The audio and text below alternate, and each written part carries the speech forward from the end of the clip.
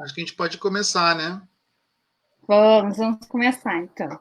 Boa noite, pessoal. Boa noite a todos e todas que estão nos acompanhando. Rô, Rosenberg, Elaine, né? As pessoas que estão entrando ainda. É a nossa primeira live do grupo de pesquisa Grupo Seja, então vou pedir licença para o Arthur, eu estou com o meu grande amigo Arthur, que vai conosco essa noite.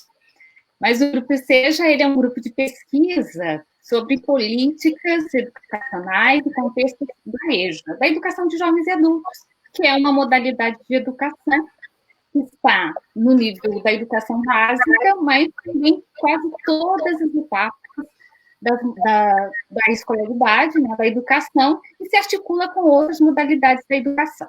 Quando nós pensamos nessa live, nós pensamos em temas, em temáticas que nós não temos oportunidade, ou quase não vemos falar na EJA, e principalmente de outros profissionais da educação, de temáticas que o currículo muitas vezes não nos permite trabalhar na academia, seja pelo tempo, ou seja até mesmo pela história da EJA e de toda essa problemática do direito à educação que não é assegurada ainda a esses jovens e adultos que pertencem aí à classe trabalhadora. Então, o nosso grupo trabalha nessa perspectiva dos textos entre textos e contextos, trabalhando não só os textos das políticas de currículo prescritivo, mas também nesse contexto que é dessa experiência coletiva dos jovens e adultos, que a grande maioria são trabalhadores e que não tiveram essa oportunidade de cursar, né, ou de ter a escolaridade na chamada idade apropriada. Hoje nós vamos conversar sobre afeto e convivência, sobre essa ontogênese das relações humanas, né? E nesse período de pandemia, na verdade, nós vivemos e temos tentado compreender até mesmo como o ser humano tem tido aí, ao longo desse tempo, essa até mesmo capacidade de diálogo, né? de conviver com o outro, do respeito ao outro, e nós sabemos que essa relação, a afetividade, aquilo que afeta, os sentidos da afetividade, o significado do afeto também nas práticas educativas, elas podem fazer com que esses jovens adultos que já têm uma trajetória tão complexa com a educação, eles também acabam por serem expulsos da escola, digamos assim, pelas relações que são trabalhadas e por esse desconhecimento da formação inicial e continuada dos professores de como trabalhar com essa temática. Então, é um prazer tê-lo aqui, Arthur. Arthur já é experiente, né? Nessa questão aí das lives, ele é nosso amigo, mas também tem um grupo de pesquisa maravilhoso que trabalha sobre fora da sala de aula, um grupo de extensão, estudos e pesquisa. Pertence ao nosso grupo da pós-graduação em educação, processos formativos e desigualdades sociais, mas tem uma trajetória enorme, né? Doutor em educação, com ênfase em psicologia da educação, fez várias especializações, eu não contei quantas, mas são muitas, ele vai falar um pouquinho para vocês também, mas eu gostei muito da teoria psicanalítica, que também vai nos ajudar a entender um pouco mais essas questões, pedagogia social, psicopedagogia, enfim, todas essas questões relacionadas às dificuldades de aprendizagem também, que nós carecemos na formação de professores que trabalham com jovens e adultos, porque uma das grandes dificuldades é entender que a EJA não é uma educação para crianças, isso é o primeiro ponto, né? Então, é muito importante nós falarmos dessa temática como prática educativa. Boa noite, Arthur. Boa noite, professora Adriana. Boa noite ao grupo Seja. Eu acho o máximo essa história de nós pensarmos essa modalidade de educação, que é a educação de jovens e adultos. Eu queria agradecer ao convite. A Adriana sabe que ela é a guria que vive no meu coração, né, do sul do país, com respeito ao marido dela, mas a gente divide o espaço ideológico, de trabalho, de ensino, e a gente se dá super bem. Uma super parceira que topa todas as minhas maluquices, principalmente as maluquices acadêmicas, de fazer acontecer, de palestras, né? Os alunos, os bolsistas delas também tudo nessa vibe. Então, quero agradecer ao convite primeiro, Adriana, muito obrigado por participar dessa live.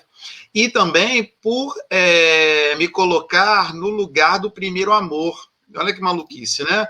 A minha primeira experiência de sala de aula foi com um grupo de jovens e adultos. Eu estava pensando para fazer essa live, onde eu me meti, né? E qual era a relação que eu tinha com vocês. Eu me lembro que em 1997, muitos não haviam nascido aí, pelo menos meus bolsistas não haviam nascido, eu estava envolvido com educação de jovens e adultos num bairro de periferia em Belo Horizonte, né? Eu estudei, a minha primeira faculdade foi na Pontifícia Universidade Católica de Minas Gerais, eu morava em Belo Horizonte, e eu me envolvi com um grupo de alfabetização de jovens e adultos no bairro do Barreiro, na região industrial de Belo Horizonte. E depois de lá eu passei para educação de jovens e adultos, mas aí com ênfase no trabalho, numa instituição de ensino profissionalizante. E eu sempre falo que a minha trajetória pedagógica ela começou com adulto e terminou com infância. Eu comecei com o EJA, passei por todos os processos e terminei em 2008 trabalhando com educação infantil. Eu fiz o contrário, né? Então, é hora de voltar para a EJA. EJA é o primeiro amor, né? E depois aí a vida me fez escolher a área dos ambientes não escolares, que me interessam, né? Articulando um pouco a dimensão da psicologia com a pedagogia social. Então, por isso que eu estou lá. Então, fiquei muito feliz do convite, porque a gente volta a esse primeiro amor, né? E o tema, a professora Adriana perguntou, o que você poderia contribuir? Eu falei assim, bom, então vou contribuir com aquilo que a gente discute nos nossos grupos, no nosso grupo de pesquisa, né? Que é a dimensão da afetividade, né? E aí a gente usa Henri Vallon para conversar a respeito de afetividade, um teórico francês, e a gente usa a convivência, que é uma pedagogia, uma forma de fazer pedagogia social, que é a pedagogia da convivência do Jesus Jares, que é um catalão. Então, a ideia desse grupo nosso é trazer autores que não são muito trabalhados, né, ao longo da formação docente, até formação continuada, e sair um pouco mais do mesmo, né? Para a gente poder ampliar a nossa visão e ver que existe vida para além dos nossos teóricos consagrados pela academia, né? Mas tudo nos interessa. Como bons professores, né, não sabemos de tudo, mas tudo nos interessa. Então, eu acho que obrigado novamente por essa participação aí. E eu vou incluindo a psicanálise, o tio Freud, eu vou clamando ele ao longo do que eu vou falando, a gente vai incluindo um pouco de Freud, um pouco de Lacan, para a gente poder ir destrinchando essas relações que são estabelecidas tanto na convivência quanto no afeto. Pode ser assim? Pode ser assim. Então, também eu gostaria que isso não se transformasse em um monólogo, a gente pudesse fazer um diálogo. Então, ao longo do que eu for colocando e expondo também como conversa, como motivo de conversa, vocês possam aí também fazendo perguntas, respostas pelo chat, né, do Facebook, e aí no final a professora Adriana recolhe e a gente faz uma grande discussão para não ficar muito parecendo aulinha, né, comum. A live tem essa possibilidade de entrarmos em contato com os outros, tá bom? Beleza? Tá bom, então. Então vamos começar, né? Eu queria começar, eu peguei um gosto por começar as falas contando histórias, né? Então, a partir de uma história e me dando a liberdade de utilizar a história como uma metáfora sempre, eu quero, para começo de conversa, eu quero começar com uma historinha também. E eu queria lembrar de uma história que ela é típica do nosso folclore brasileiro. E quem quiser se aprofundar nessa dimensão, a gente tem autores como Luiz Câmara Cascudo, que tem o livro que eu acho que é um dos mais belos, é a Geografia dos Mitos Brasileiros. E tem um mito que eu acho muito interessante, que eu acho que vem a calhar com aquilo que a gente pode começar a falar, que é um mito, a história da mula sem cabeça. Não sei se vocês conhecem a história, eu vou me dar a liberdade de falar apenas um resumão dessa história, né? Bom, a mula sem cabeça, ela é a história de uma mulher que se apaixona pelo proibido. E ao se apaixonar pelo proibido, que é a figura do padre, a figura do religioso, ela, né, consome a relação amorosa com ele, e no final, ela acaba, né, deixando a cabeça dela na cama em que ela se deitou, e cai de 4 e vira uma besta, parecendo uma mula, soltando fogo, né, e ela aparece nas noites de lua cheia, em busca da cabeça perdida, né? Eu fiz agora uma tradução livre da história da mula sem cabeça, e há várias formas de contar esse mito, né? Esse mito, essa história, essa lenda folclórica.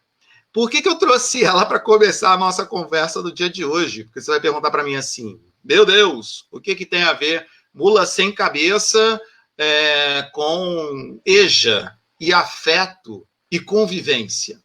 Bom, se a gente parar para pensar, né, a gente está falando nessa lenda da mula sem cabeça de duas questões. A gente está falando de afeto, paixão, né, curiosidade, e está falando do conhecimento, da autoridade, do poder, que está na figura do religioso e que por isso é proibido. Então, quem é essa pessoa, essa figura da mula sem cabeça?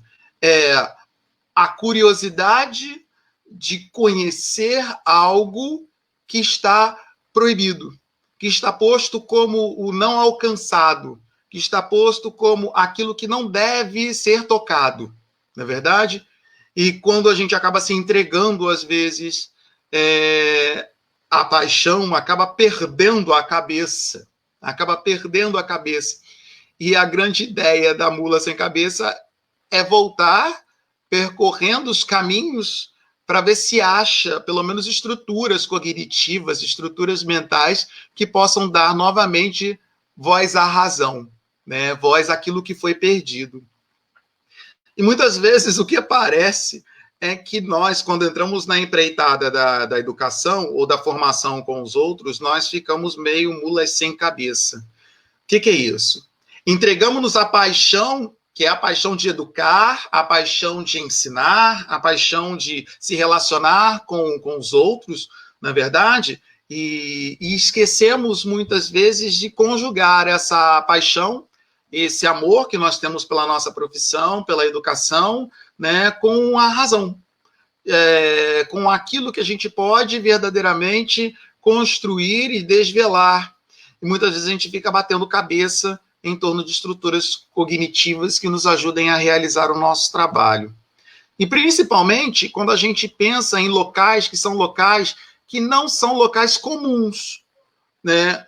Quando a gente vai para um curso de pedagogia, ou quando a gente vai fazer as licenciaturas, e eu gosto muito de tratar essas duas dimensões como correlatas, ou seja, o curso de pedagogia também licenciatura, mas estou falando de outras licenciaturas como História, Geografia, Matemática, Português, como a gente tem, às vezes, na Faculdade de Formação de Professores, lá na Universidade do Estado do Rio de Janeiro, a gente ensina, a gente se coloca como profissionais da educação para ensinar esses indivíduos, e a gente pensa logo na educação infantil, no ensino fundamental 1, no ensino fundamental 2, no ensino médio, como se esses licenciados, esses futuros docentes, fossem trabalhar em espaços muito organizadinhos, prontinhos, com seus currículos, e claro, né, é uma pura ilusão, até porque podemos ter qualquer currículo, mas somos atravessados pela história, pelo tempo, pelas adversidades, como o coronavírus, né? Somos atravessados por isso e atrapalha os currículos, mas eu vou dizer para vocês, por mais que sejam atrapalhados pelas dimensões de espaço-tempo, né, quem está no ensino básico, né, e aí trabalhando todas essas etapas que nós temos algumas diretrizes que sejam curriculares, nós sabemos por onde começar, nós sabemos por onde terminar, nós temos por onde entrar e por onde sair, né? E isso fica mais difícil para a gente fazer a formação docente inicial e continuada quando são espaços diferentes desse, né? E aí eu puxo sardinha para o meu lado, falando dos educadores sociais, daqueles que trabalham em ONGs, hospitais, né, empresas, museus, segurança pública, e que são instituições sociais que possuem rotinas de aprendizagem, E também quando se trabalha com uma faixa etária que é diferenciada daquela que pretende ser o escopo ou grupo dos currículos postos como regulares na nossa sociedade brasileira. E aí eu estou falando de educação infantil, ensino fundamental e ensino médio, que é o caso da EJA, a educação de jovens e adultos, né, que é um espaço diferenciado de ensino-aprendizagem, que tem as suas peculiaridades, que tem formas de políticas públicas para serem empregadas para atender às demandas desses sujeitos que foram historicamente excluídos, né, ao longo do processo educacional dentro do nosso país. Então, é mais complicado a gente estabelecer regras ou conjuntos ou normas muito para esse grupo, né? E aí o sujeito ele vai mesmo com o afeto, ele vai mesmo com o seu desejo profissional de ser um bom educador, de ser um bom professor para esse grupo, e ele fica ao longo da sua história tateando representações cognitivas, métodos, formas de se relacionar especificamente com esse grupo, buscando as demandas dele. Como a gente pode perceber, né, a EJA ela vem trabalhando nesse processo, ou seja, como educar jovens e adultos, sujeitos que são movimentados também por afetos. Eu me recordo quando eu trabalhava, a minha primeira experiência de EJA, que foi a minha primeira experiência educacional também, que eu falava no começo, lá em Belo Horizonte, eu perguntava para os alunos no processo de alfabetização, os senhores e senhoras deviam ter 40, 45, 50 anos, e eu perguntei para uma senhora, falando para ela, né, a gente com furor pedagógico, que quer construir o afeto, construir e planejar o mundo, eu perguntava para ela assim, a senhora quer aprender a ler e a escrever para poder arranjar um trabalho, para poder melhorar a vida, para poder se constituir? Ela falou assim, pode ser também, mas na verdade eu vim aprender a escrever e a ler porque eu vou contar um negócio para o senhor. Eu frequento uma igreja e lá na igreja todo mundo lê do livro os hinos, os cânticos. E eu não sei ler, eu abro o livro em qualquer página e aí fico cantando de memória. E as pessoas às vezes me corrigem falando, tá na página errada. E eu tenho que mentir e falar que eu estou sem óculos. Olha só a motivação desta mulher para poder aprender a ler, né, numa noite, durante a semana, depois de um dia de trabalho. Ela quer aprender a ler e a escrever para pertencer a um grupo religioso que canta hinos e que ela está lá, né, mas ela não se sente incluída dentro desse grupo porque não tem a leitura e a escrita como elementos que ela domina. Então, é isso que deve ser o elemento do movimento e afeto que faz com que esses jovens e adultos eles possam se aproximar ou não do processo de ensino-aprendizagem. Então, ensinar, e aí eu tomo a fala da professora Adriana, que, claro, ela tem a especialidade dela é nisso, né? O processo de aprendizagem do adulto não é a mesma coisa que o da criança, né? O processo que faz com que eu leve um adulto à construção de um conhecimento, porque ele já vem de um mundo letrado, ele já vem de constituições, de relações estabelecidas com os grupos de pertença, ele já vem com experiências de vida, né, que devem ser levadas em consideração na hora em que ele está aprendendo um conhecimento, que é um conhecimento que a escola, que a cultura oferece, mas que vai fazer sentido a ele, né, dentro dos seus grupos de pertença. E aí eu recordo a fala dessa mulher que eu disse para vocês. Ela não queria aprender a ler e a escrever para melhorar de trabalho. Talvez ela estivesse feliz fazendo o trabalho que ela estava fazendo. Mas ela queria aprender a ler e escrever para pertencer a um grupo religioso, a pertencer a um grupo de afeto, que afetava ela na sua vida, na sua constituição. que fazia com que ela se sentisse incluída dentro de determinada forma de viver, com relações com os indivíduos. Então, a motivação dela de estar em uma escola à noite, aprendendo português, língua portuguesa, se alfabetizando, era para permanecer afetivamente dentro de um grupo social, convivendo com pessoas que manejavam a leitura e a escrita de forma que ela não manejava.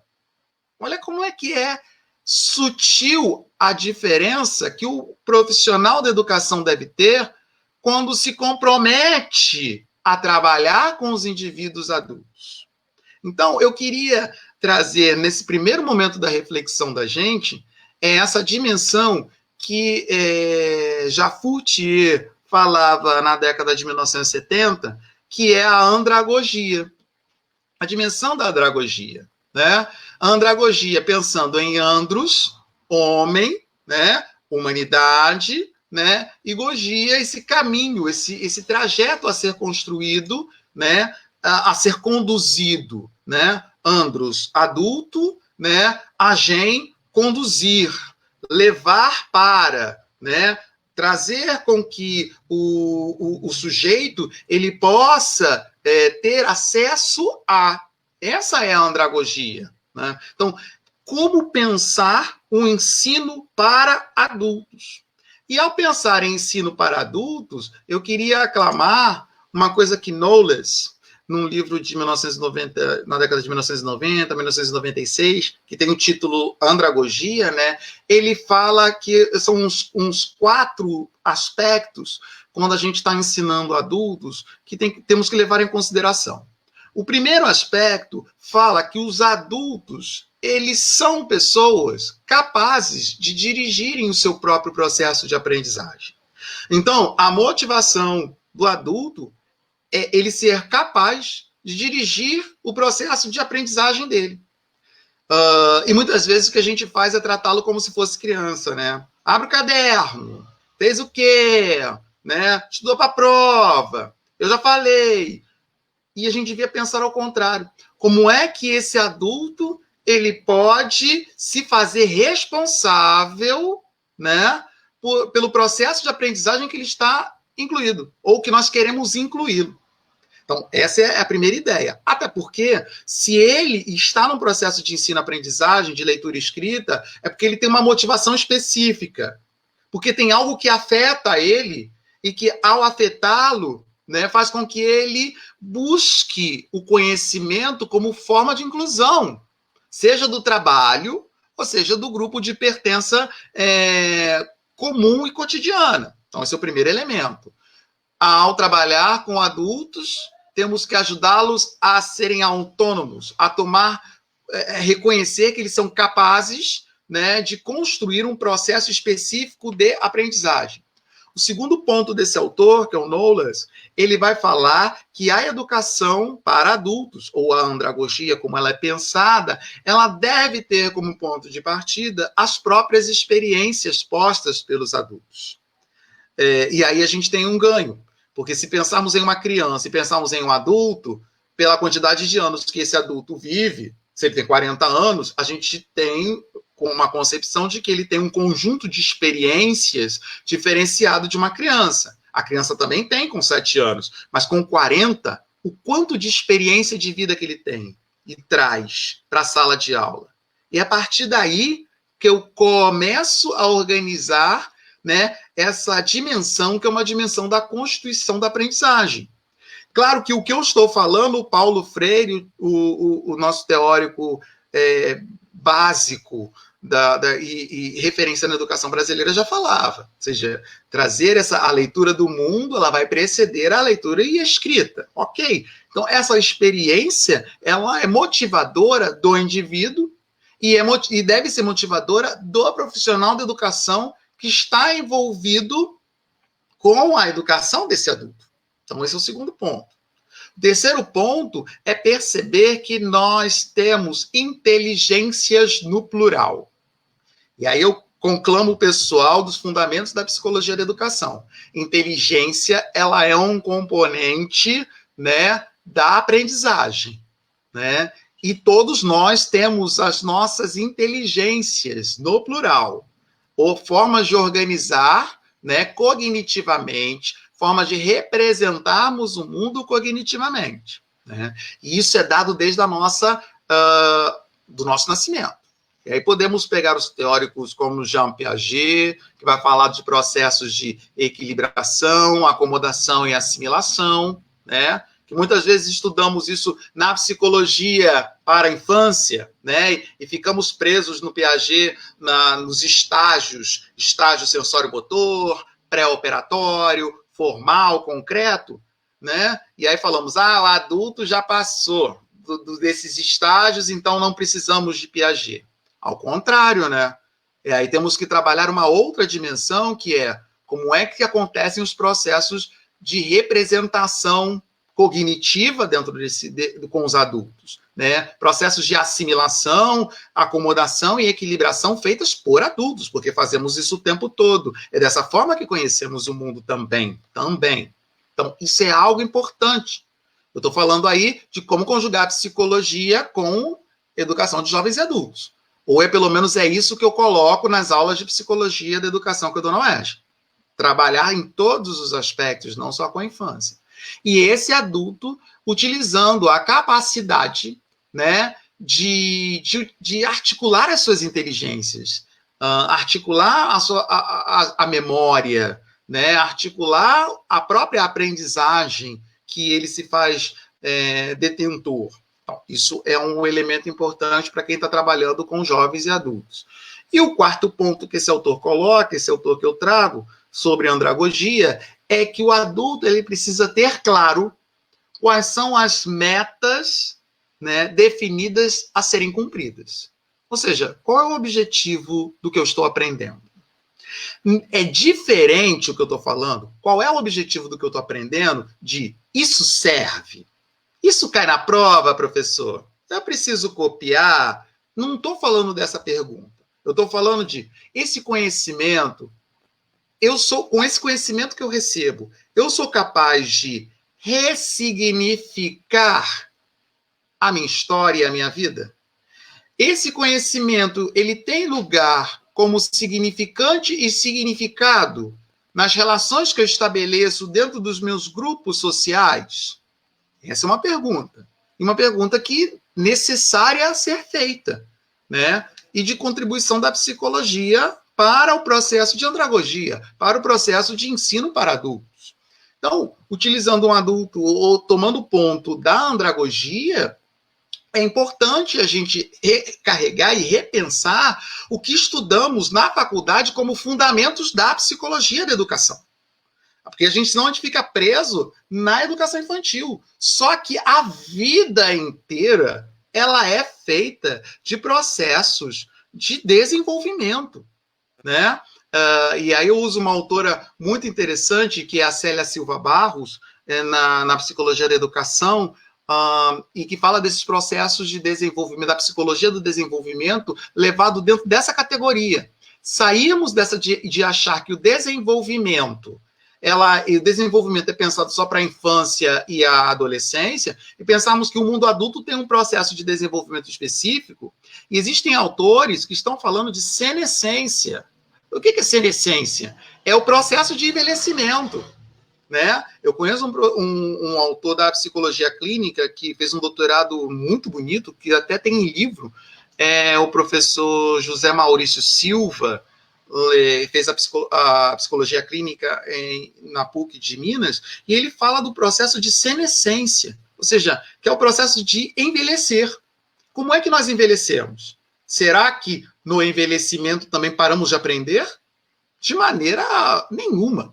Se pararmos para pensar, nesse tempo do Covid, o que mais aprendemos dentro da tecnologia, né, é incrível. Eu vou dar um exemplo da minha própria mãe. A minha mãe está na faixa dos 70 anos e agora ela está fazendo, não lives, mas está fazendo encontros com seus colegas, com seus amigos, via os mecanismos que nós temos atualmente. Então, o tempo todo estamos em processos de desenvolvimento, de cognição. E estarmos atentos a isso é importante. Então, nessa primeira parte, terminando a primeira parte do que eu estou falando, né, pensar num processo de educação para adultos, que é um dos objetivos da andragogia. E eu trouxe a andragogia como exemplo. Não estou falando que todo mundo tem que ser andragogo. Então vamos criar uma universidade, em vez de pedagogia, de andragogia. Não estou falando isso, por favor. Mas eu estou falando que a andragogia é uma forma de pensar o ensino para adultos.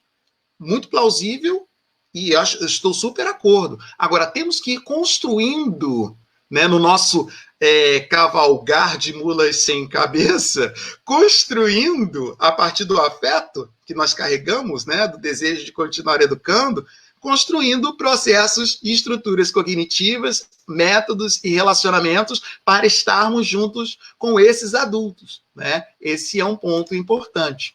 Bom, passando para o segundo ponto que eu queria tratar, se eu tratei primeiro desse ensinar adultos, é diferente de ensinar crianças, é necessário construirmos processos diferenciados, porque as motivações deles são motivações que fazem com que eles até permaneçam dentro das práticas educativas, porque aí o grupo EC já pode até falar melhor do que eu, porque essa não é a minha expertise é em psicologia e educação, mas a quantidade de evasão que nós temos é grande, né? Pelo menos no tempo em que eu trabalhava com EJA, se tinha um processo de evasão muito grande dentro da educação de jovens e adultos, né? Não sei se isso corresponde à realidade atualmente, mas isso faz parte de uma motivação. Se eu não me sinto motivado a estar ali naquele grupo, por que eu permaneceria lá? Por que eu permaneceria convivendo e sendo afetado por conhecimentos e por práticas e por relações interpessoais, se isso não faz parte ou não me ajuda a entender a realidade na qual eu me encontro? Então, essa é uma pergunta que o profissional da educação envolvido com a EJA deveria se fazer. Esse é o primeiro ponto. O segundo ponto é a questão dos afetos. E aí, para a dimensão dos afetos, eu acho que ninguém melhor do que Henri Vallon. Henri Vallon é um teórico até pouco trabalhado. Quem trabalha muito Henri Vallon é o pessoal da psicomotricidade, alguns da psicopedagogia, e a gente devia se apropriar um pouco mais dele nas nossas formações iniciais também, em psicologia, pelo menos esse é o meu parecer, ou é o esforço que eu faço. É um autor, um teórico francês, ele era médico, psicanalista, né, e filósofo francês, morreu, se eu não me engano, em 1962, e na sua teoria psicogenética, ele vai falar que nós nos construímos enquanto seres humanos dentro dessa tensão, né, psicobiológico-social. Porque o psicobiológico vai se dar em condições sociais, dentro da constituição social. Então, isso é algo interessante, porque se a gente tem um Piaget que está preocupado em mapear as estruturas cognitivas de como os sujeitos aprendem, nós temos um outro autor, como o Vallon, que está preocupado em perceber, bom, o desenvolvimento psicobiológico e principalmente fisiológico se dá em condições sociais. E essas condições sociais atravessam o processo de desenvolvimento e fazem com que esses corpos, né, claro que ele vai estudar corpos infantis, né, que é o grande boom da área nesse período, né, mas os corpos atravessados por essas condições sociais, né, produzem e expressam afetos. E aí vem a dimensão dos afetos. E aí vem o que eu vou falar numa dimensão de afetos a partir de Vallon. Então, afetos são essas condições sociais que atravessam os processos de desenvolvimento psicobiológico, ou se quiser chamar psicofisiológico, né, dos indivíduos, e que vão constituir não somente o seu corpo, mas vão fazer com que esse corpo dê respostas àquilo que está sendo afetado. Então, calm down, keep calm. Se pararmos para pensar nisso a respeito de crianças, Imaginem agora isso com adultos. O quanto esse corpo está posto diante de condições sociais e que é afetado, né, por essas mesmas condições dentro de um processo de desenvolvimento contínuo, pensando em que nós estamos em contínuo processo de desenvolvimento. Isso aí é algo que temos que parar para pensar também. Porque senão ficamos, quando estudamos Vallon, nos estágios de desenvolvimento, como ficamos em Piaget com os estágios de desenvolvimento infantil. Então, pensar, aí a conclamação é pensar nos textos de Henri Vallon, que falam sobre a afetividade numa dimensão, não somente focando os processos de desenvolvimento infantil, mas focando em que todo o corpo, né, o ser humano, que está em processo contínuo de desenvolvimento, né, é afetado pelas condições sociais e relacionais, e é um grande outro ponto muito importante que Vallon nos contempla, que é o outro, a presença do outro, a relação com o outro, que nos faz e nos constitui e pede de nós uma resposta corporal, uma resposta que vai ser signo dentro da realidade do contexto que nós estamos, né? Então, como eu tenho utilizado nas lives, eu quero mostrar alguns livros que nos ajudariam nesse processo, tá?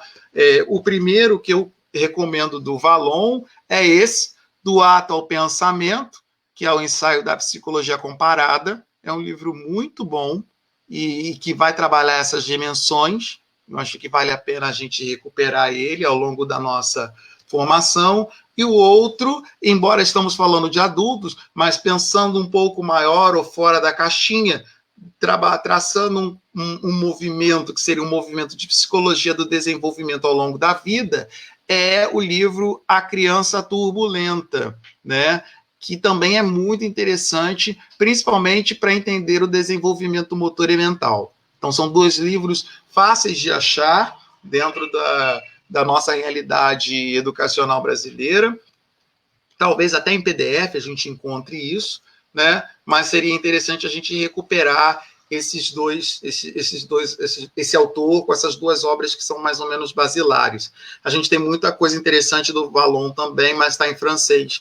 E aí eu acho que teríamos que nos dedicar um pouco mais a essa língua para nos aprofundarmos. Bom, e do Vallon, o que a gente pode extrair hoje pensando em EJA, pensando na educação de jovens e adultos? Principalmente essa ideia do atravessamento das condições sociais para o desenvolvimento do ser humano. E também essa questão que vai, se entendemos que as condições da relação com o outro e da relação com a natureza atravessam o nosso desenvolvimento, independente do momento em que nós estamos, da idade que temos, nós temos que discutir sobre a afetividade. Até para sair do senso comum do que seja afetividade. Eu vou dar um outro exemplo da minha vida acadêmica e de pesquisa. Quando eu estava no mestrado, eu fiz um mestrado e trabalhava com psicologia já social, e eu fazia educação em espaços não escolares, mas a relação também desse espaço não escolar com a escola, né, com o ambiente escolar. Então, eu fui para um CIEP, que ficava na periferia do Rio de Janeiro, e eu conversava com uma professora. E aí eu perguntava à professora a respeito de evasão. E a professora falava para mim assim, não, aqui os alunos não evadem. Sabe por quê, professor? Porque aqui nós somos muito afetivos. Nós chegamos, acolhemos, abraçamos, beijamos, conversamos com ele, falamos o que é certo, falamos o que é errado, né? E ele se sente amado, se sente querido, se sente feliz, e por isso, por causa da afetividade, ele não vai embora. Aí eu falei para ela assim, legal, muito bom. Mas, então, se aqui eles são acolhidos desse jeito, você está falando de afetividade, né? Por que esses sujeitos, eles foram embora da outra escola que eles estavam, né? E vieram para cá, para essa escola aqui, toda conflituosa, porque a escola também estava lá na linha do tiro, né? Na questão de troca de comandos, uma coisa assim, de uma condição social que afetava alunos, professores, no estilo, não pode dar aula hoje porque o comando disse que não pode entrar na escola. Então, tá. Aí ela falou assim, não, o outro saiu da outra escola, evadiu para a nossa.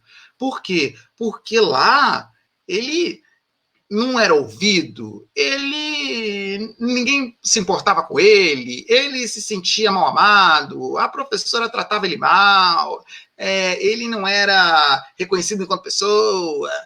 Aí eu pensei comigo assim, bom, o que ela está falando também é afeto. Também é afeto. Se eu não reconheço o outro como pessoa, se ele é tratado mal, se ele não é compreendido, se a professora reclama, ele está sendo afetado. E quem disse que a afetividade é positiva ou negativa? Somos nós. O nosso senso comum traz a ideia de que a afetividade ela é somente positiva. Não. Afetamos negativamente os demais. Até porque positivo e negativo é juízo de valor. Aí eu conclamo a filosofia da educação. É juízo de valor. Vai depender do grupo social no qual eu me encontro. O que acontece é juízo de realidade. E ao ser juízo de realidade, afeto é afeto. Afetividade. Essa criança evadiu porque ela sofreu um certo tipo de afetividade, ela foi afetada pela condição social, que pediu uma resposta desse corpo, que é saia daqui agora, e ela foi acolhida nessa outra colégio, nesse CIEP, por quê? Porque sofreu um afeto que fez com que esse corpo respondesse, fica aqui, você tem lugar aqui. Então, quando eu falo de afetividade, eu estou falando dessas condições que nos atravessam. E aí, a gente pode voltar ao Vallon. O que é o Vallon, principalmente nesse livro, do ato motor ao pensamento, né? Ele vai fazer uma diferença, ele vai falar do que seria a afetividade e dessas dimensões da afetividade. Primeiro elemento, a afetividade, ela é o quê? A afetividade é essa disposição do ser humano em ser afetado pelo mundo externo e interno por sensações ligadas às tonalidades agradáveis e desagradáveis. Essa é a explicação de afetividade para Vallon. Então, na raiz do conceito de afetividade está o agradável e o desagradável como tonalidades de afecção do indivíduo e dos corpos para que ele possa tomar determinadas atitudes tônicos musculares, né, vindo das sensações que ele tem do grupo. Aí a primeira pergunta que você vai falar assim, e o que isso tem a ver com EJA? Tudo, né, colega? Se eu venho para uma sala de aula, ou para um grupo, ou um encontro da EJA, né, e esse corpo ele é afetado, né, pelas relações, pelo outro, de maneira a ele se sentir parte desse grupo, a tendência dele ficar é muito grande. Porque a resposta desse corpo não vai ser de evadir. A resposta desse corpo vai ser de permanecer. E aí a gente trabalha com a afetividade numa dimensão de inclusão social. Né? A questão que seria psicológica das sensações, das emoções e sentimentos, que é uma outra diferenciação que ele faz, das emoções e sentimentos, ela está para responder a uma relação estabelecida dentro do grupo social e de um grupo social dedicado à aprendizagem específica desses seres humanos que estão em um processo de desenvolvimento que nós denominamos de adultos, de jovens. E concluímos que eles devem estar reunidos por causa das suas experiências, né? E não excluídos porque, também é uma outra ideia, colocamos eles no turno da noite, porque no turno da noite eles estão separados dos demais que são da educação. Não, não seria isso, parece que a gente está escondendo eles. Não, não é questão de esconder, né? Até porque eu conheci, né, e existem outros professores, talvez da UERJ também, que possam afirmar isso que eu estou falando, né? Eu conheci uma escola em São Gonçalo, um CIEP também, por coincidência, né? Um CIEP em que se tinha EJA de manhã. EJA na parte da manhã, né? Um CIEP próximo à FFP. Não vou dizer o nome, mas é um CIEP próximo à FFP. Então, quer dizer, não é a questão de colocamos ele à noite escondidos ou, porque eles trabalham o dia todo. É uma questão de consenso. Como, em que momento é bom para aquele grupo se reunir, né? Em que momento a comunidade, o entorno pode estar construindo o seu espaço de afecção, de afetividade, no sentido de constituição do desenvolvimento psicossocial, biopsicofisiológico social, e a gente dá respostas. Porque quando a gente fala de afetividade, a gente também está falando de reações.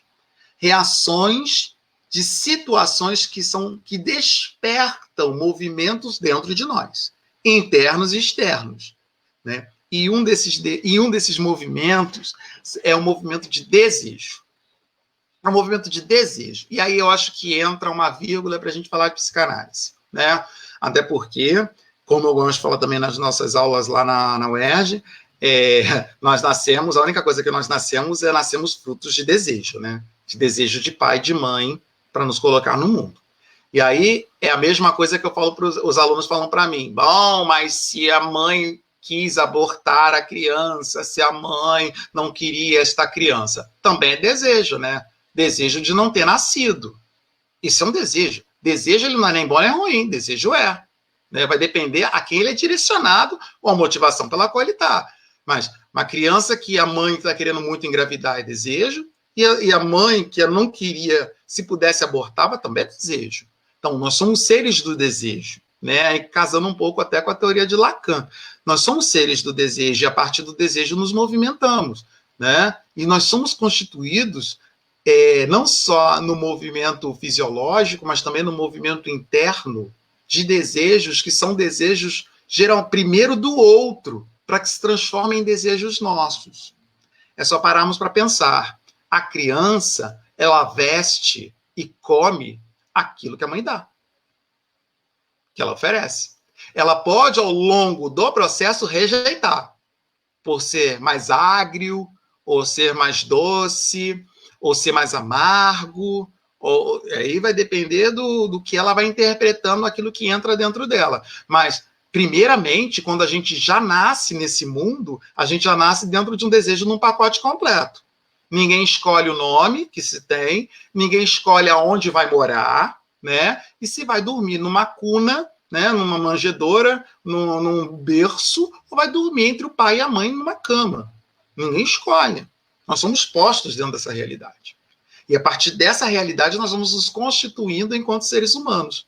Então veja só, nós somos seres da subjetividade porque de alguma forma fomos seres do objeto ou da objetividade do outro. E quando eu falo objetividade, eu não estou falando que a gente se transforma numa caneta, ou se transforma num relógio. Eu estou falando que, à medida em que eu sou amado, o amor, ele está objetivado, ele está posto e direcionado àquele local. O objetivo de uma mãe se pôr diante de um filho é oferecer a ele, né, o melhor que ela tem. Ou não. Ou não. Então, a subjetividade e a objetividade é uma construção que é dada dentro do grupo social. Eu uso muito da psicanálise, por incrível que pareça, muito mais na disciplina de psicologia social na UERJ do que da psicologia da educação. Porque a gente pensa no social sempre a partir do quê? A partir do grupo. Sim, mas nós somos seres individuais por causa do grupo também. Por causa do grupo também. Muita da literatura que nós temos universal questiona isso de diversas formas. É só pensar em Tarzan, em Robinson Crusoe, ou a grande metáfora contemporânea que vira e mexe está passando na televisão, aberta ou paga no Brasil, que é o Náufrago, o filme O Náufrago. Ele fala de quê? Em que medida eu sou sujeito fora e longe do grupo social? Eu estou falando de desejo. Eu estou falando de formas de ser afetado, de querer estar ou não em determinado grupo. E aí vem Fanon nos ajudar. Se o afeto, ele é esse atravessamento. E a partir do atravessamento, ele é a resposta que eu posso dar. Ou melhor dizendo, a resposta que determinada situação desperta dentro de mim, para que eu possa externar isso ao grupo, ele faz pelo menos uma diferenciação de dois afetos importantes que ele vai trazer no desenvolvimento no caso infantil, mas que eu vou expandir para todo o processo de desenvolvimento enquanto pessoa, que é a ideia de sentimento e a ideia de emoção, né? E que também a gente trata como se fosse senso comum. Emoção, a gente pensa logo em Roberto Carlos, né? Se chorei ou se sorri, o importante é que emoções eu vivi, né? E sentimento, a gente pensa logo em músicas adocicadas, né, de amor ou romances platônicos que não se consomem como Romeu e Julieta, né? E aí também vamos quebrar esses processos, que é algo que Valon nos ajuda. Primeiro, o que é a emoção? A emoção nada mais é do que a exteriorização da afetividade. E essa exteriorização da afetividade a partir da expressão corporal motora. Então, eu sou uma pessoa, a emoção ela vai se transpor a partir do quê? A partir do corpóreo, das reações corpóreas que eu tenho àquilo que me atravessa. E isso passa a ser, e tem um poder plástico, expressivo e contagioso. Já pararam para pensar? Uma pessoa chora na sua frente, não dá um nó na garganta, não dá um negócio aqui. Bom, se nós somos de estruturas de neurose, né, obsessiva, compulsiva, histérica, com certeza vai dar. Se formos psicóticos, é algo que talvez a gente tenha um probleminha aí de não ter empatia pelo outro. Mas, regularmente, como seres humanos, temos empatia pelo outro, né? E ao termos empatia, essa é uma das emoções. Vendo um outro chorar, logo que dá aquele sentimento, aquele negocinho no peito, né? Da mesma forma, quando a gente ri.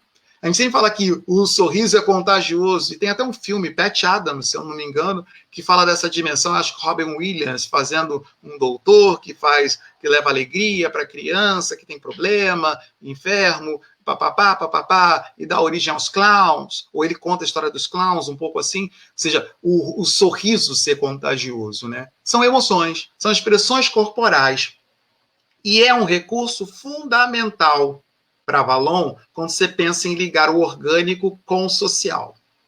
O orgânico com o social.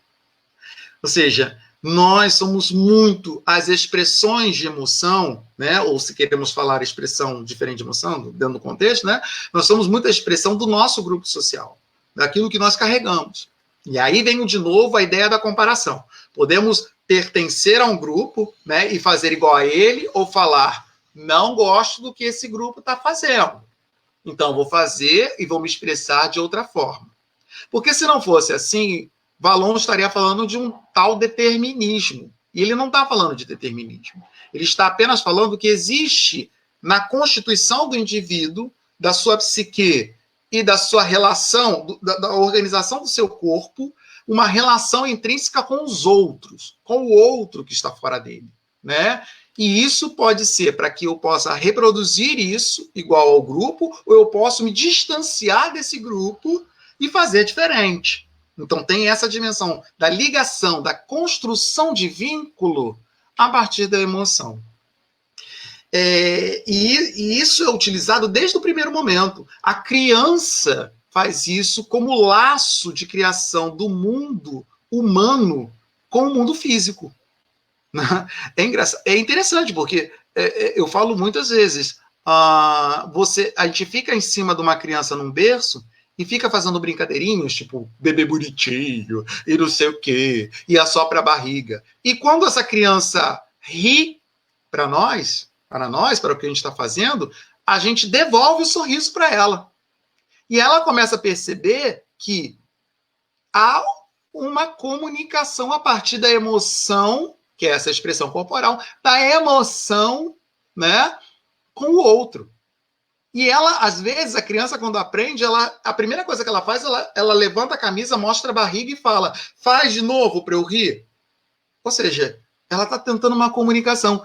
É o grande lance do ato motor ao pensamento do Valon. Nós nos constituímos primeiro nesse corpo que se expressa e a partir daí vamos criando linguagem, né? Vamos representando esse corpo.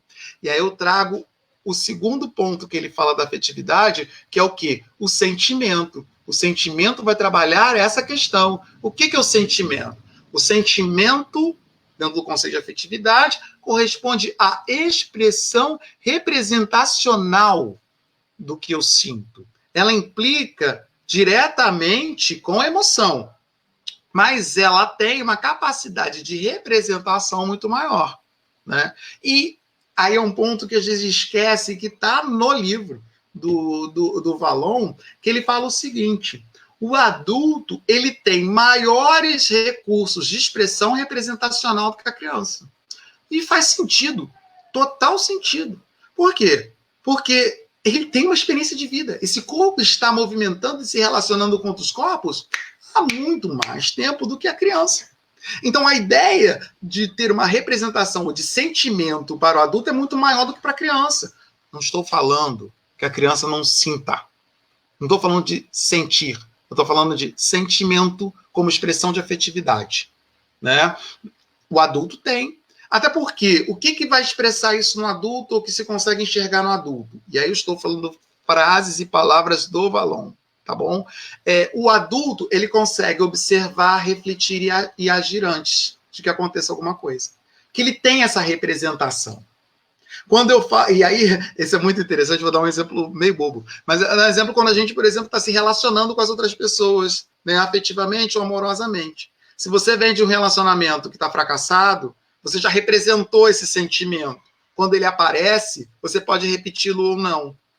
Claro que tem muito do inconsciente da repetição dos relacionamentos ou não, mas há uma representação, né, do afeto dado pelo sentimento que te move e te compele a observar a realidade e a refletir sobre ela e a se jogar sobre aquilo que acontece. Então, é a capacidade, o sentimento é o lugar da expressão representacional. Ele é capaz, o adulto, a partir do sentimento, de traduzir intelectualmente os seus motivos e as suas circunstâncias.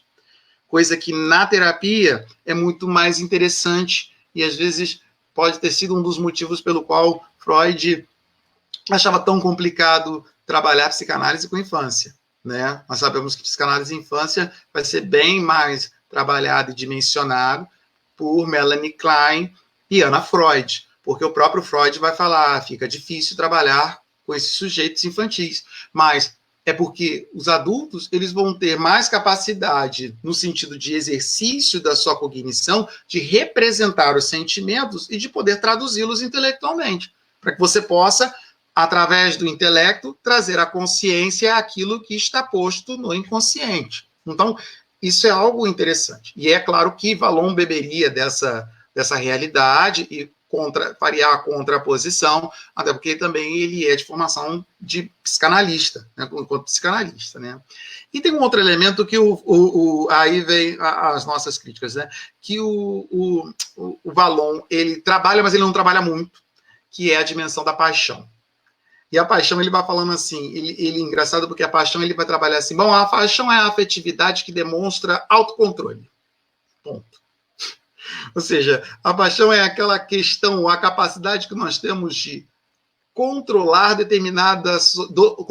ou dominar determinada situação que se apresenta, numa capacidade até de silenciar as emoções, né, que existem, ou dar vazão a essas emoções, né, diante da realidade que se apresenta. De verdade, ele não se aprofunda muito nisso, a respeito da paixão, mas ele fica muito na ideia do sentimento e da emoção, né? Dentro disso, o que podemos trazer de novidade para o ensino de jovens e adultos é a capacidade, ou não a capacidade, desculpa, mas a sensibilidade que o profissional da educação deve ter em trazer para o âmbito educacional, esse âmbito educacional especificamente, o afeto na dimensão de sentimento e emoção. Né? Não só de cognição, não só numa questão cartesiana do penso, logo existo. Até porque senão a gente pode cair naquela brincadeirinha que a gente costuma fazer, né?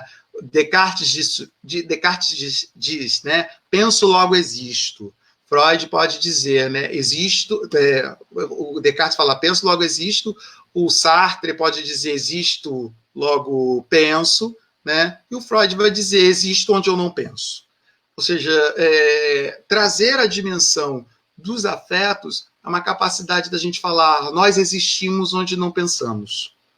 Né? Reagimos primeiramente com o corpo, aquilo que nos atravessa, que é isso que é o afeto, muito mais, ou primeiro, às vezes, do que o próprio conhecimento que temos do mundo e da realidade do mundo.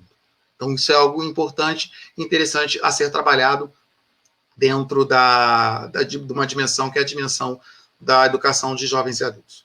E para terminar, o terceiro ponto, e aí eu vou ser bem breve, porque eu acho que eu me estendi bastante, a questão da convivência. Na convivência, eu queria também indicar um autor, que é o autor que nós estudamos, e aí eu me transporto da psicologia, psicanálise para a pedagogia social. Nós trabalhamos com um autor basilar para nós, que é Jesus Jares, e que tem toda uma ideia sobre a pedagogia da convivência. Né? E nós temos esse livro, né, que é desse autor, A Pedagogia da Convivência, que está traduzido em português. Né? Na verdade, temos acho que uns 2 ou 3 livros de título dele, Pedagogia da Convivência, e nós temos um outro que não está traduzido para português, mas que é importante quando a gente pensa em convivência, que é esse aqui, Educazione e Conflitto, né, do Jesus Jares também. É um livro que se tem, que é importante também na teoria dele, Educazione e Conflitto. Como vivemos num mundo globalizado, a gente arranja esse livro fácil no Amazon ou qualquer outro mecanismo da internet que mande para as nossas casas. Né? Bom, então, o que é essa convivência? A convivência não é estar junto do outro, ponto. Já matando essa ideia, né? Convivência não é estar junto do outro. Convivência é um processo que nós estabelecemos em grupo, né? E que se dá a partir de determinados consensos, marcos reguladores e valores que estabelecemos entre nós e os grupos em que nos encontramos. Então, convivência é uma construção, ela não é algo dado. Eu vou na casa da minha tia e vou conviver com ela. Não significa que eu estou fazendo convivência. É batata, é fácil. Vocês podem ver isso no almoço no domingo. Quem disse que, estando a família reunida, todos estão convivendo? Às vezes não. Às vezes eles estão coabitando aquele espaço, coexistindo naquele espaço.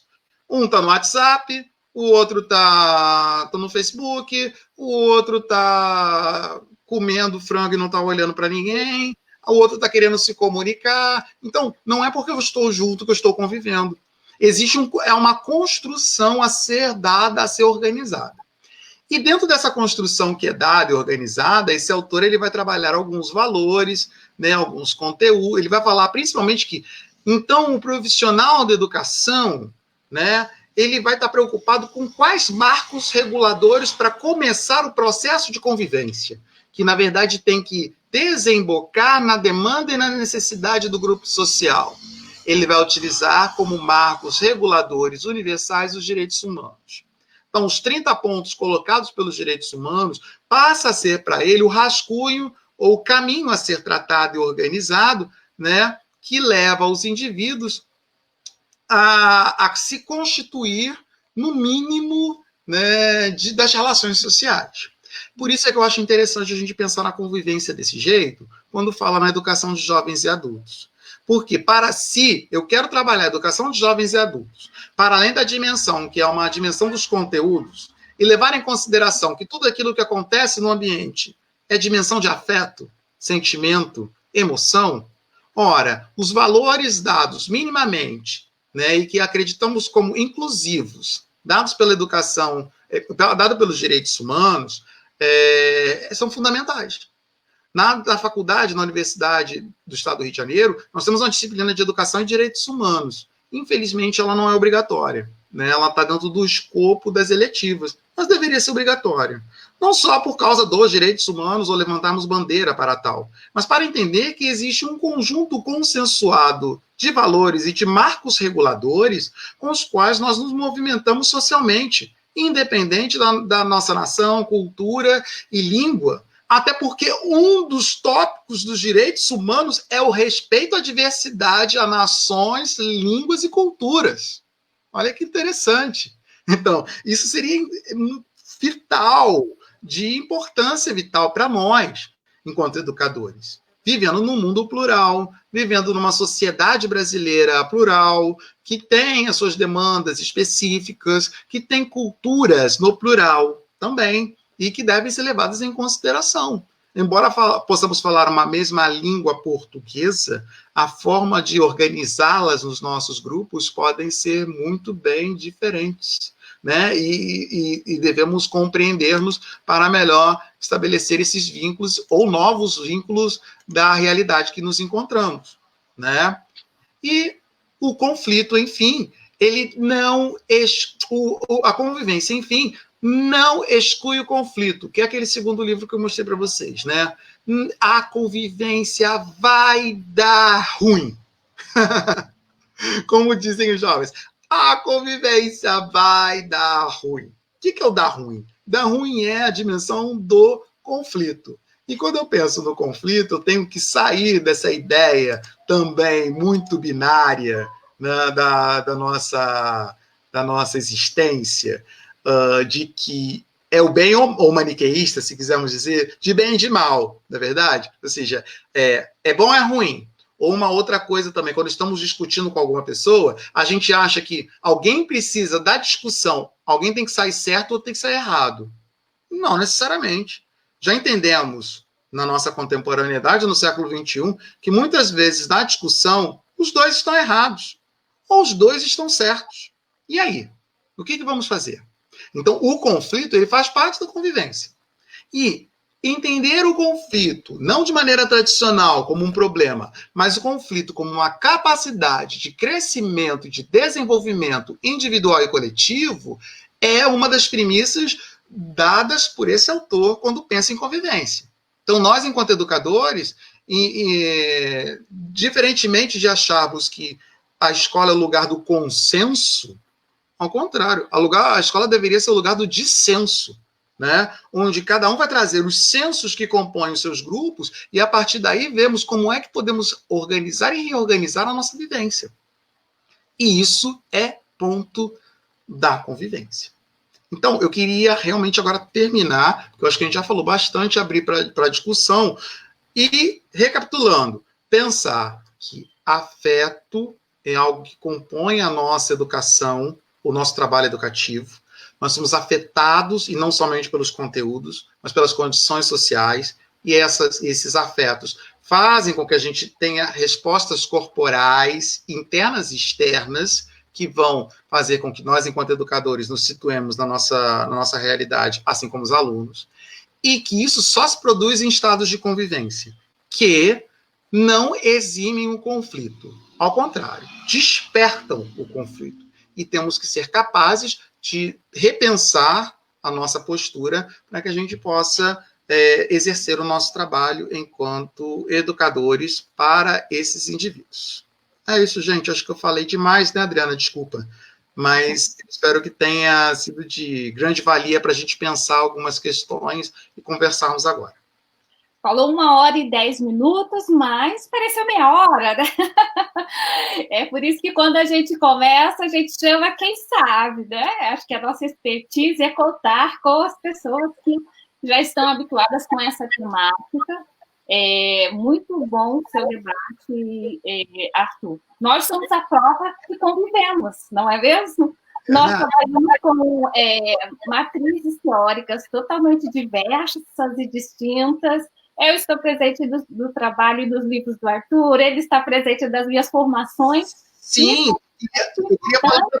queria mostrar para vocês, olha só, a professora Adriana, ela tem um texto nesse livro aqui, olha, Conviver também é educar. A professora Adriana tem um texto belíssimo nesse livro, ela é nossa parceirona sempre na produção. Parabéns, professora.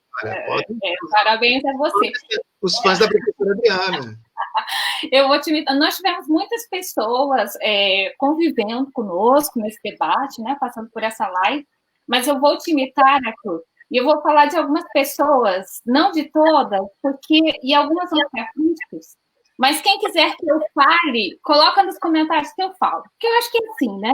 Nós temos as nossas experiências sociais, mas também essa lembrança individual é importante nesse momento em que nós estamos todos vivendo uma angústia terrível da incerteza do amanhã, da incerteza dos nossos familiares. E é por isso que eu fico pedindo beijos, tá? Bruna, Arthur e Heloísa, nas lives. Mas eu quero mandar assim, um abraço, um beijo para a Rosângela, nossa aluna, minha aluna Dieza, lá da FFP, né? Para a Rosimene, minha amiga, Elaine, professora Elaine, que tem um grupo de pesquisa chamado POP, olha só que coisa interessante, né? Que estuda as juventudes. O Felipe, meu bolsista, a Eliane, seu irmão também é bolsista de iniciação científica, que estão aqui me auxiliando.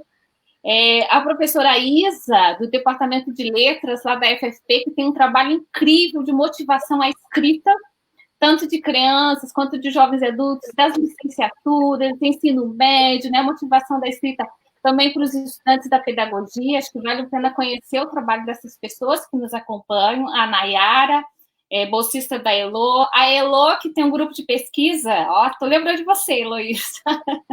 A Heloísa Heloísa, nós falamos de você na quarta-feira e do Colei também, hein?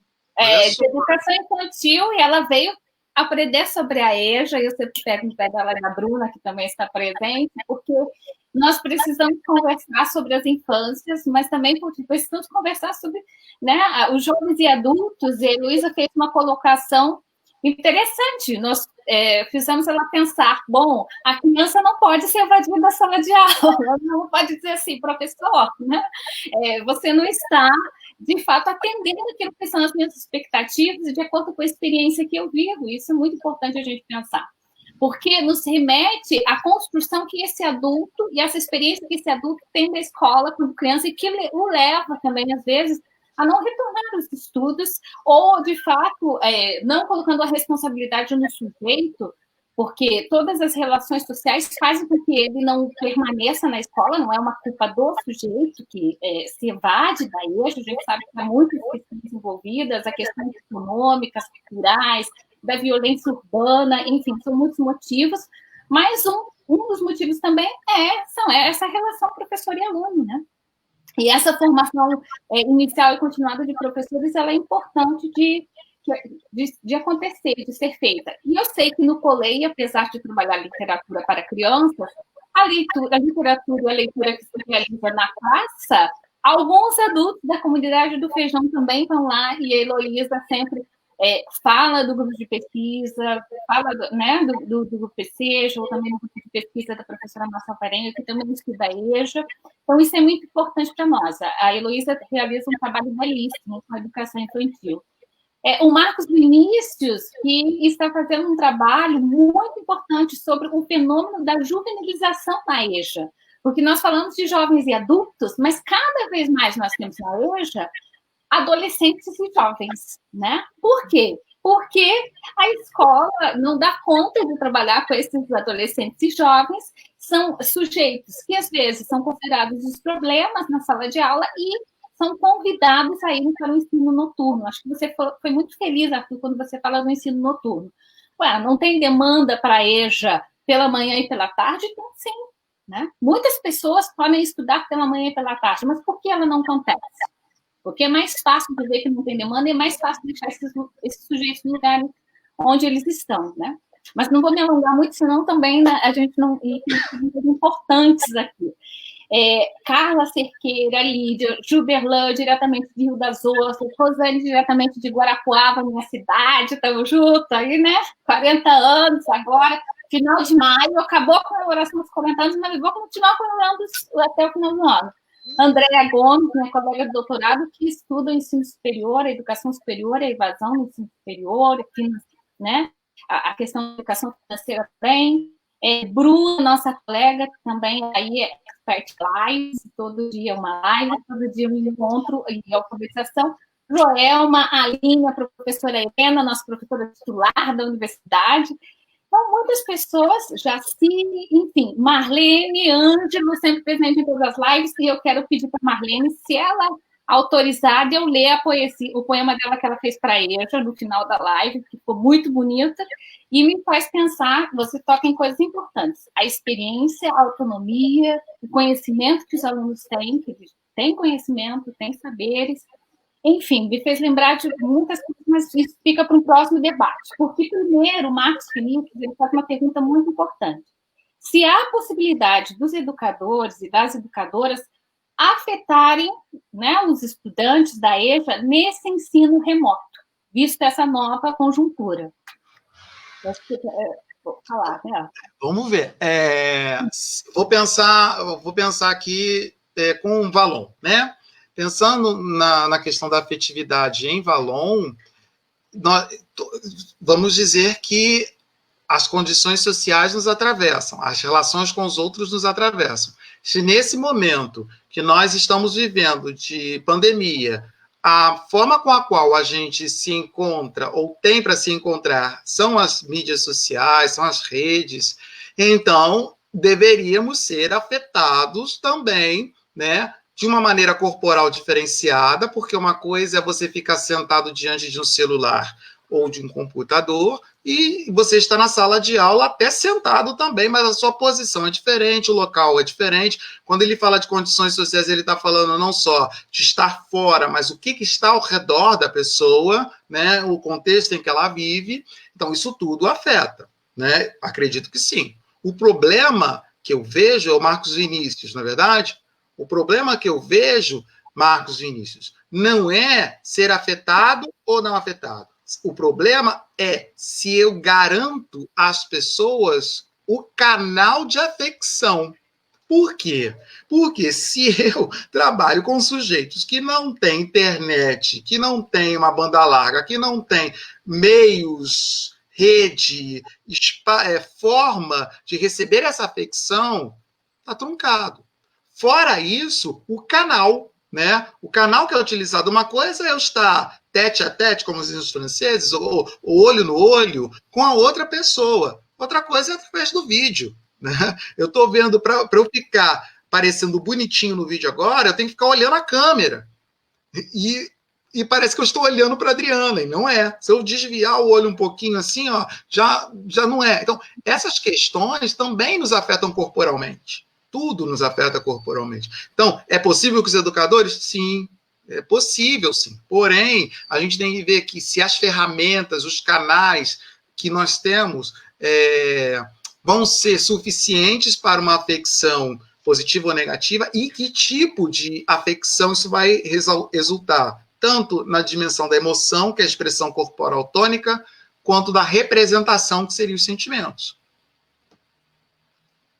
Bom, a professora Heloísa e Paulo Felipe, eles fizeram uma questão que acredito que se articulam. Né? Eles perguntam, há muitos estudos, por exemplo, a professora Heloísa, na área da psicologia da infância, né? Da psicologia na infância. Isso acontece na EJA também? Se sim, esses estudos abordam quais temas? E o Paulo Felipe vem perguntando, né? Por que os estudos da psicologia da educação eles são tão escassos no campo da EJA? E eu aí já respondo, porque a ideia ou a matriz da psicologia do desenvolvimento, que na verdade o que acontece? A gente, às vezes, há um problema curricular, eu acho, na dimensão da psicologia da educação. Aí já falando dentro de uma crítica à cadeira que eu leciono na universidade. A gente fica muito preso na psicologia da educação à psicologia do desenvolvimento. Só que a psicologia da educação não é só a psicologia do desenvolvimento. Ela é a psicologia do desenvolvimento, a psicologia da aprendizagem, a psicologia escolar. Então, se eu ficar preso só à psicologia do desenvolvimento, o que acontece? Acontece que eu vou dar um enfoque maior na educação de infantil, ou na infância ou na adolescência, porque os autores clássicos que eu tenho estão baseados nela. Você pega Jean Piaget, você pega o próprio Valon, o Vygotsky, com formação social da mente e da linguagem. Então, você tem esses autores que são os clássicos, né, da educação, talvez um David Ausubel, um pouquinho de Tornedick, Eduardo Tornedick, né? Não vou nem falar do Pavlov, o Bourreau, Mas estou falando desses clássicos que estão focados na gênese da construção do conhecimento de base psicológica, fisiológica, motora. Então, esse é o grande problema. Se a gente não fizer, e é um vício da cadeira, se a gente não fizer um esforço para sair para a educação de jovens e adultos, né, e entender que o desenvolvimento ele é algo maior, mais amplo do que a adolescência, porque o clássico da psicologia é entender que o desenvolvimento, nesse senso comum, é entender que o desenvolvimento, ele, tipo assim, então, fez 18 anos, já está desenvolvido. O ser humano já está desenvolvido, não aprende alguma coisa, um ajuste, aí fica pau que nasce torto, não se endireita, não vou aprender, não aprendi até hoje, não vou aprender agora, e não. Os novos estudos de psicologia do desenvolvimento têm tentado mostrar que o desenvolvimento é para a vida toda.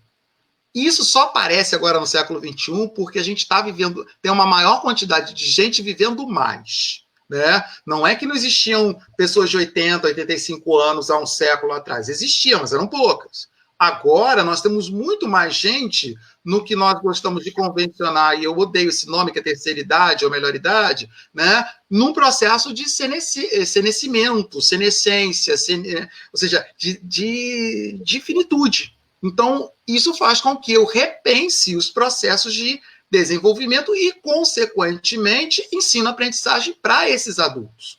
Né? Então, é por causa disso, Elô. É uma questão mais da briga da cadeira da psicologia da educação dentro das nossas licenciaturas. Eu queria falar também a Márcia Araújo, que é doutora em educação lá pela UERJ, né? E que tem uma trajetória muito rica com a educação de jovens e adultos em Juazeiro da Bahia. Ela está falando da importância de discutir Paulo Freire também nessa pandemia, da importância de discutir jovens e adultos nessa situação do Enem, né, dos exames, digamos assim, do Enseja também, que aí tem uma grande amplitude nessa discussão. E está falando da questão dessa aprendizagem ao longo da vida, né? De não entender esse desenvolvimento, mas é que a educação de jovens e adultos ela não é restrita apenas a uma idade, ou enfim, a um determinado contexto, né? Também há muitas críticas sobre isso, mas é uma questão para outra live, talvez, né? Para um outro debate. Para encerrar, mas você quer falar alguma coisa sobre isso? Mas eu queria fazer uma pontuação. A Márcia está certa, é uma coisa que eu falo no meu grupo e eu falo também em sala de aula. Se você pega a LDB, a nossa LDB, como vocês quiserem chamar, 93, 94, 96, nos acréscimos do artigo 3º, logo abaixo, aí eu não sei se eu não quero dizer o número, se é o inciso 13, 12, 11, que está logo abaixo das atividades extra-classes, está escrito que a educação, que define o que é educação, está escrito no último, que foi incluso em 2018, aprendizagem ao longo da vida. Foi colocado em 2018 um adendo a esse artigo 3º da LDB. Então, a própria política pública, aqueles que pensam a educação nesse país, já legitimam o desenvolvimento, de alguma maneira, ao longo da vida.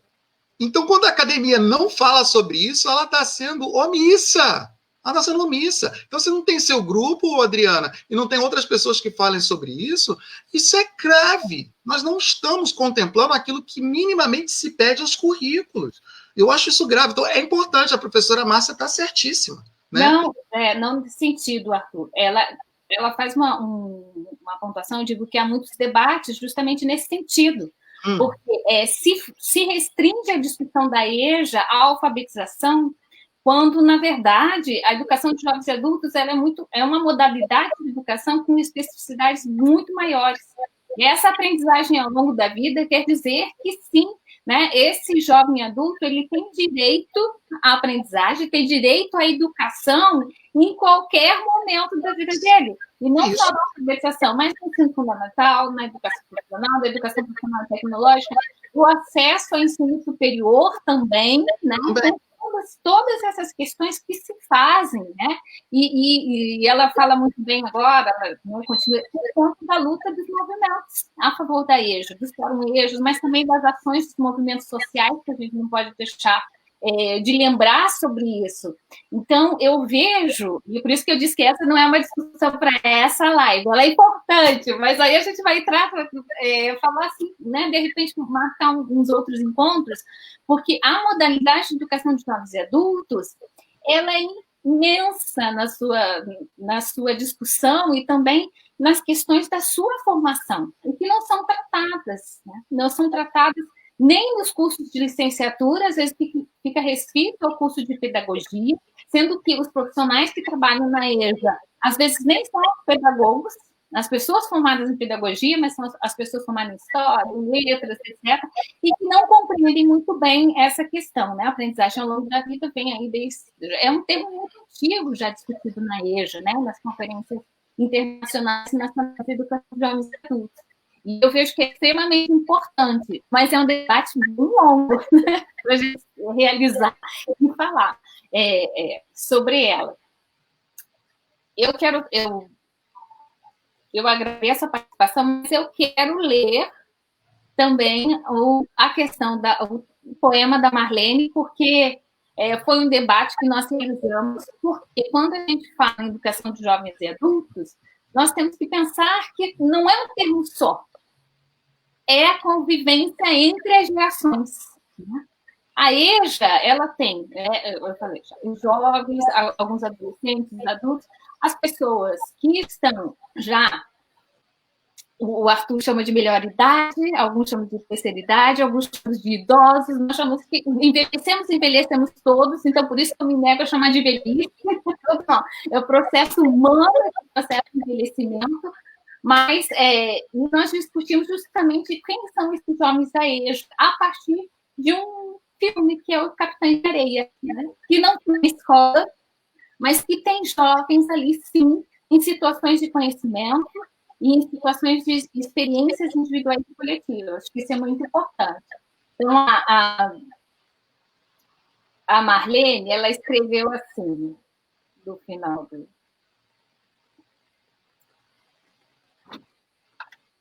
Literalmente colocados em seus caminhos, mas que já superaram a ignorância, daqueles que os veem como ninguém.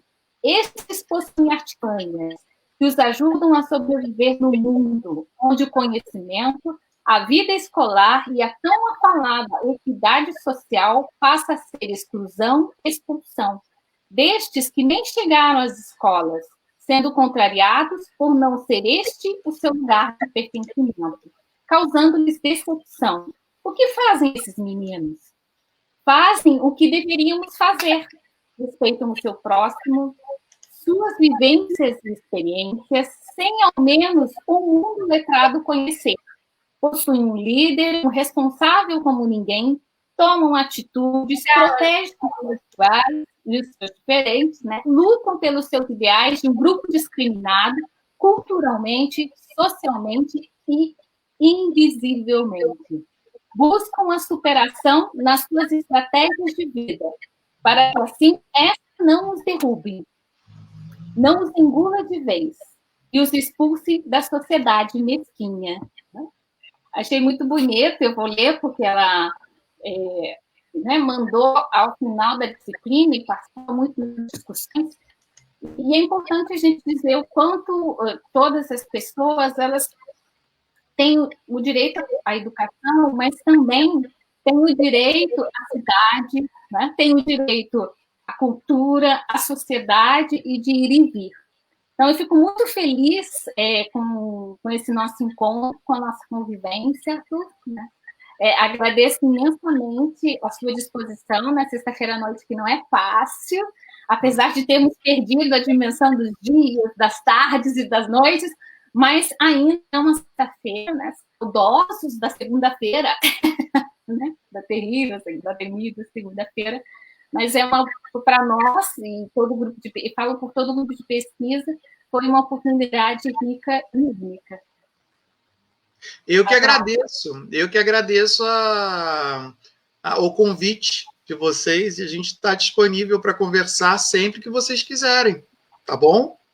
Estamos juntos. Nós vamos, com certeza. Aproveitando o convite, já passamos demais do tempo, mas na terça-feira nós vamos ter a nossa reunião aberta de estudo discutindo um texto da professora Márcia Alvarenga e do Anderson, que discutem direito à educação e lutas sociais. Então, todos que estão na live são convidados também. Arthur também está convidado, né, para ir lá participar e bagunçar nessa reunião. Todo mundo é sempre bem-vindo. Acho que o nosso grupo é um grupo que se preocupa com a cooperação, né? E acho que a internet nos possibilita essa interatividade. E nós devemos também fazer desse momento um momento de ensino e de aprendizagem, né? De formação humana. Obrigado, gente. Nada. Tchau, boa noite a todos.